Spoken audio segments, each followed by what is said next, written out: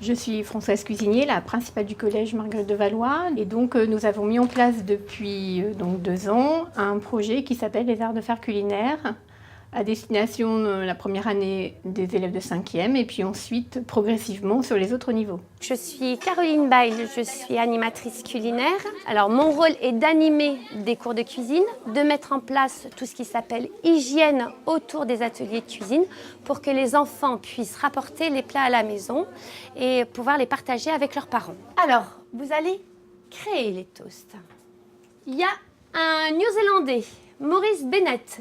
Lui, il fait des toasts différemment, c'est-à-dire qu'il va griller le pain. Vous allez réaliser votre toast. À la suite, vous donnerez un nom à votre composition. Ensuite, vous irez le réaliser. On a choisi ce qu'on aimait et on a choisi de faire sur du salé et pas mélanger le salé et le sucré ensemble. Pour animer l'atelier de cuisine, il y a tout d'abord le choix du thème. Le choix du thème donc, se fait au sein du comité de pilotage. Je crée les recettes à la suite. Marilyn Huck, la diététicienne, va valider les recettes.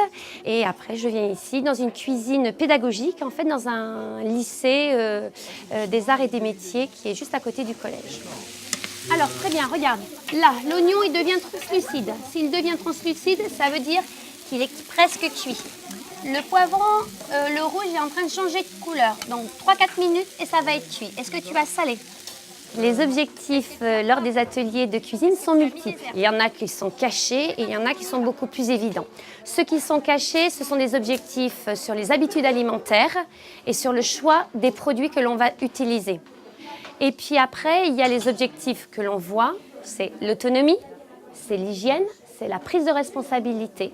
Ce sont les enfants qui cuisinent, ce sont les enfants qui, s'il faut faire bouillir quelque chose, où il faut utiliser le four, ce sont les enfants qui le font eux-mêmes, ce n'est pas moi. Quand on avait fini la ratatouille, on a aidé ceux qui ont fait les toasts, donc ça, c'est bien quoi. Émilie Orlian, je suis doctorante en sciences de gestion, plus spécialisée dans l'étude du comportement du jeune consommateur, au Centre européen des produits de l'enfant d'Angoulême, qui est en fait une antenne de l'Université de Poitiers. Mon objectif, en fait, c'est d'évaluer les bénéfices d'une éducation des collégiens aux arts de faire culinaires. Et donc, on a une analyse des rapports entre l'école, la famille et l'univers marchand, puisqu'on est en sens de gestion. Je vous donne un indice. C'est l'association de 3 sens. À votre avis, lesquels? L'objectif de la mise en place de cette évaluation dans le cadre de cette expérimentation, c'est par la création d'un guide méthodologique par le groupe de pilotage accompagné d'une mallette pédagogique créée pour le niveau 5e par Caroline Bail, notre animatrice culinaire, de pouvoir en fait diffuser ce projet dans d'autres établissements, dans d'autres collèges de France, en sachant que le premier transfert du projet aura lieu à la rentrée 2015 au collège Michel Palais d'Angoulême, classé REP+. On va également évaluer ce transfert afin de valider le guide méthodologique que nous avons produit. On va le mettre en bouche tranquillement. Et puis, on va se poser plein de questions, les questions qu'on a l'habitude de se poser. Et j'attends après vos commentaires. Ils vont plus avoir conscience de l'usage de leurs 5 sens et des différentes phases de la dégustation pour goûter de nouveaux aliments. Alors, ils ont une curiosité alimentaire qui va être plus grande et ils vont utiliser les différentes phases de la dégustation qui, en fait, puisqu'ils sont mis en place dans le cadre des cours de cuisine, prennent du sens. Moi, je trouve qu'elles sont caoutchouteuses, les aubergines. Enfin, les aubergines, il faudrait les faire cuire un peu plus. Un petit peu plus. C'est vrai qu'on sent pas beaucoup le sel ni le poivre. Ça marche. Ce projet, c'est que du bonheur. Du bonheur, le bonheur de l'enseignant qui va vous dire que finalement, c'est 100% du résultat.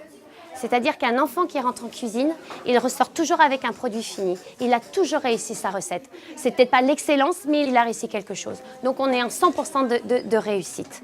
Donc ça, c'est vraiment génial.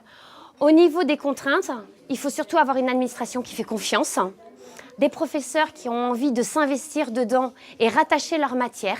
C'est très facile de rattacher la matière, n'importe quelle matière, au niveau de la cuisine. On peut faire des mathématiques, on peut faire de la SVT, on peut faire du français, on peut faire de l'histoire géo. Donc là, on peut rattacher tout le monde, on peut fédérer tout le monde. Donc les contraintes, c'est trouver justement l'enseignant qui a envie de partager ce moment-là avec nous. Mais quand on l'a trouvé, c'est 100% de bonheur.